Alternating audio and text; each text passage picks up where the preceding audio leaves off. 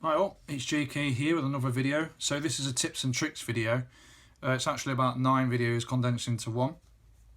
So if you're new to the Golf R or whatever, you own one or you're going to buy one, get a pen and paper and take notes because it's good stuff. So the first section is standby clock. I'll just show you how to set the standby clock when your infotainment system screen switched off. Then I go into auto lock.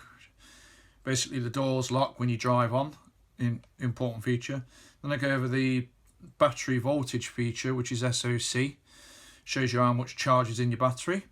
Then I go over the oil service interval, as well as what sort of oil you should use. Then I go over speed warning, which is important because the speedometer on the R is crap. Then I'll go into reverse mirrors, another crap feature, but it's a feature that's there nevertheless, so I went over it. Then I go over anti-dazzle, which is awesome with the rear view mirror. Then I go over the auto windscreen feature, which I really like. And then finally I go over the headlamp jet wash system and how to activate it. So yeah, they're all features that I've only just found out about because basically all I ever did with the car was drive it, didn't bother doing any of the features. And yeah, hope you find it helpful. So I've been having a play with the car. Obviously I've learnt a few things, and one of the things I've just learnt is how to put the clock on in standby mode, which is quite a nice feature. And the other thing I've just learnt is how to set the clock automatically using GPS, which is a lot better than manual, obviously. So to get the clock shown in standby mode, what you'd have to do is you go into the menu. You could probably do it from there actually as well, but you go into setup and then screen, and then right there it's show clock in standby mode. So if I undo that and then switch it off, it shows nothing. But you know, it's a lot better with it on because no, that's a subsection of the vehicle section, which is interesting. So if I go back to menu, didn't know that. I think part of the problem with this system is it's so complicated. You know, it's trying to be very flexible. It's trying to do all sorts in different ways. There's many ways to skin this cat, and I personally don't like that, but you know, you lot might like it. But fact of the matter is, that's how you set the clock. The date is slightly wrong, is it? Is it the 26th today? Don't know, I'm losing track of time, but certainly the time is correct. The other thing you need to bear in mind is with the time, setting it to GPS it's not right. You have to set it to GMT. So you go to time and date, GPS, and then it's on GMT, Greenwich Mean Time 0. What it's on by default is +1 for some reason, Central European. And obviously what that does is it gives you a +1, when obviously we're not on GMT +1 either. The other thing is, what you have to remember is, when it comes to summertime again, British summertime, there you go, it's back now, you'll have to put it on British summertime. So tick that obviously so if I do that, it's +1 again. So yeah, it now thinks we're in summertime. Be interested to see if the GPS picks up on that. I would have thought it would do, I'm not sure though, because I think GMT ignores British summertime, which it should do. Okay, so that's how you set the clock and how you set the clock in standby mode as well. You can also change the format, obviously 24 hour or 12 hour. 24 hours is best. And it's interesting there, because of GPS I can't set the date, whereas by default it's on manual. And then obviously you can change the date. I don't know why they put it to manual by default, but it'd be interesting to see what happens if you go into an area where there is no GPS. Okay, so that's how you set the time and date, and you do it automatically. The other thing that I highly recommend, that in my opinion should be default, is auto lock. So basically if you pull away and you do over 10 miles an hour, I think it is, or it might be even 5 miles an hour, the doors automatically lock. Obviously if the design's set in an emergency, you can still open them from the inside, and now you see that door's open, and I think the other doors will be locked. But if I pull away, so I'm in drive now, I'll pull away, so I'm pulling away, they haven't come on yet. Yeah, it's 10, I think it was 8 miles an hour it just kicked in, and then it just turned on. So the way you activate that feature is, again, you go into the menu, and it's the car setup menu, And then it's there's a section there called locks, I think, opening and closing. Yeah, so you click on that, and then there you go, automatic locking. So by default it's not activated, so if I were you, because there are car thefts with this car, I think, so yeah, keep it activated. Certainly when I drive through Nottingham and some parts of Leeds, you get where you're at a set of traffic lights and you get youths surrounding the car. You know, they're not doing anything dodgy, it's just that there's a risk they could open the door, put a knife to your throat and say get out, and it does happen. So auto lock will save your life there basically, and your car.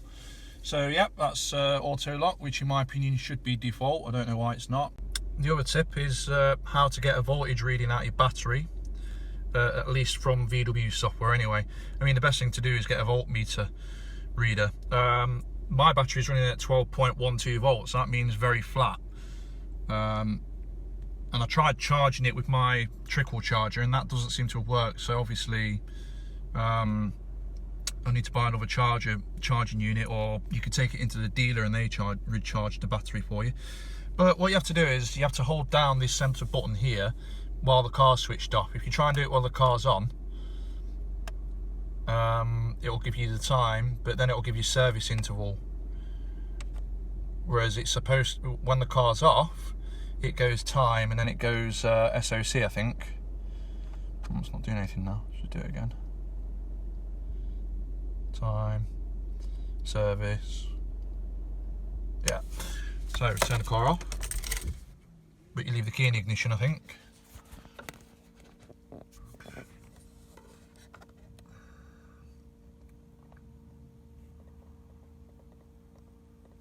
Battery status. And there you go, SOC, state of charge I think it means. I don't know why it's coming back blank for me. Could it be that the battery's so low that it's coming back blank? I don't know, that's one I've got to ring the dealer up about when I get a minute. But yeah, that's how you get your battery status charge. So another thing I've been asked is oil change and service, what type of oil, when should I do it, and all that jazz. Right, it's really, really simple. Now, the other strange thing is, this might be per dealer, but my oil that came with this car was this stuff. Edge Professional Long Life 5W30. And what I'll do is I'll repost this video separate as well so people can find it, because oil is important stuff and it is difficult to get right. Now, my Type R is using Castrol Magnatec, exactly the same syntheticity, 5W30. The Type R engine gets very hot. It's a 9,000 RPM revving engine, limited to 8.5. So I don't know why, what the difference would be between this oil and that. Maybe a turbo runs a lot hotter, I don't know. But that's the oil I'd use.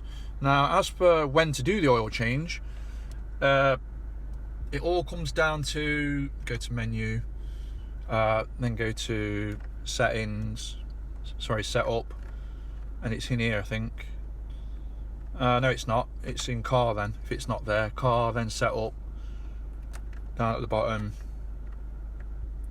service. Now, if we, and you can get it from here as well, where you obviously hold down the button. Oh, my boot's open, I forgot about that. Let me just go and close my boot and then we'll carry on. Okay, so as you can see there, I've got warning out. That's a speed limit warning, because which is another video I'll go over in a minute. But yeah, going back to the oil, if you hold down the button, time, service interval, it tells me that my oil change is doing, and filter change is doing 7,200 miles in 132 days. So for me then, because of the way I drive, it's a 9,000 mile oil service change. In the book I think it says 10 or 12, but this car knows, going by your driving habits. Now, if you're a track enthusiast, obviously the best thing to do, what I personally would do, is at the very least an oil and filter change after a session. You'd probably advise to check your gearbox as well, gearbox, or maybe even change that. I don't know. I mean, it's been a long time since I tracked and I've never used my own car, but I would have thought you'd do an oil change, an oil service and gearbox oil service after every track session if you've done a particularly heavy long day. But yeah, that's all there is to that. That's your oil service and type of oil to use. So that's easy peasy. Right, another thing I've just found out, which is very important with this car because the speedometer isn't very good, is you can set a speed warning. And the way you do you activate it is you go into the car menu of your infotainment system, then set up, and then you scroll down to instrument cluster. You can hit that button there as well to access it, and then where is it? Speed warning. By default it's not set, but it should be set. And then once it's set, what you do is you access it via the center console using this menu here, and it's under driving data, I think it is. Yeah, it's under drive data, so you access that, and then you scroll through, drive data, then you scroll through using the up and down arrows, and it's in there with all your other stuff. And to set it, you highlight it, then you press the middle button, OK, then it goes like that, and then you use the up and down to set the speed. So for me, I'll set it to 70. So another feature I've just found out about, and it's the mirrors. They lower while reversing. Now, the rear view mirrors on this car aren't very good, to be honest. So that's obviously to offset that. It's supposed to, when you go in reverse, it lowers so you can see the ground and whatnot. But there's two things. When I'm reversing, yes, it lowers, but when I go back into drive, it doesn't raise again, which is a bit irritating. But anyway, so I've disengaged it. So just to show you, it's from the menu, then you go car, then you go setup, then you go mirrors, and there it is, lower while reversing. So obviously now I've not set it. Now according to the manual, what you do is you put the mirror in L. Again, I think that's weird. And then when you go in reverse, as you can see, nothing happens. But as soon as I lower while reversing, then put it in R, the mirror lowers. So there you go. But then when you go back into drive again, nothing happens. I think you're supposed to then put that back into, yeah, and then the mirror hires. So I've just put it back into central again. Now I'll put the mirror back into L, and then back into reverse, it lowers. And now I'm in reverse still, and I put it back into central. There you go, it goes back into, so, well, I don't know. I mean, that seems a bit weird to me. I mean, I'd have thought it should do it anyway. You put it left, you program it where you want it to go when it's in reverse, because obviously you're supposed to put it in reverse when you're programming it. Then once you've saved it, I'm not sure if you push this center button or not, but then to me, you put it back to there, then when you're in drive it goes in these positions, and then when you go in reverse it lowers for you. But instead, no, you've always got to remember to put the L back into L, then it will work. Bit of a pointless feature, but you know, that's me, you might like it. So that's another one, reversing mirrors, lowering. Another feature that the dealer doesn't bother telling you about is the anti-dazzle feature. So you're driving along at night time, light hits that mirror there, and it automatically darkens so you don't get dazzled. As you can see, the light's on green. By default for me it was on, and it's a little switch underneath there to switch it on and off. So that's a handy little feature. Always have it on because it's pointless having it off. It doesn't really make a difference during the day.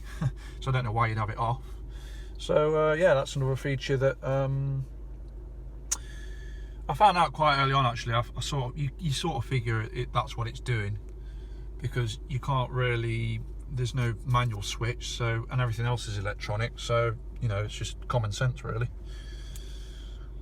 Another thing I've learned is how to set the auto windscreen wipers, so when it's raining they start kicking in. So the first thing you should do is set the sensitivity, which is the stalk here, the top there.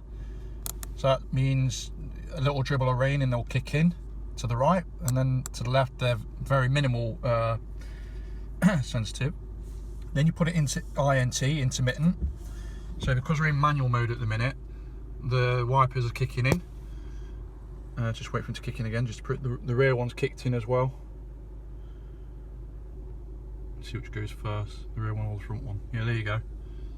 That one's not doing anything now though for some reason.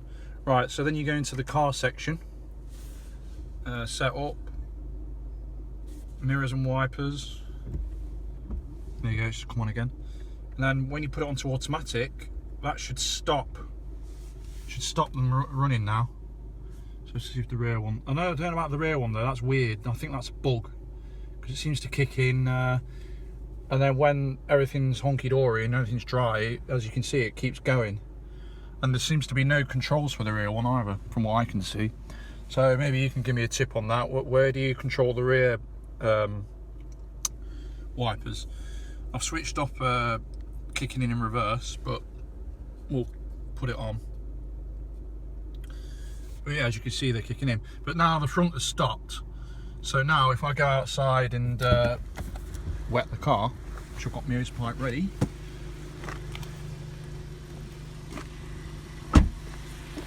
this will kick in. The front ones anyway. And there you go. And as it rains more, they kick in more. Till eventually it's drying up and they'll stop. And yeah, that's it really, but I don't know why this rear one keeps kicking in. As you can see, it's not getting any faster, so that's only kicking in reverse really. So yeah, that's the only question I've got now is how the hell do you stop the rear one from kicking in? Another thing I've just found by reading the manual is the headlamp jet wash system, and the way that kicks in is very rare indeed. What you do is you have your lights in either auto or dip or main, and then the first time you use your jet wash, screen wash, when your lights are on, it cleans the headlamps, and then after that it's every 10 times you use it. So that's an interesting feature. Bit irritating because now I've got to clean my headlamps off, but I ain't really got time to do that now. So yeah, that's another tip.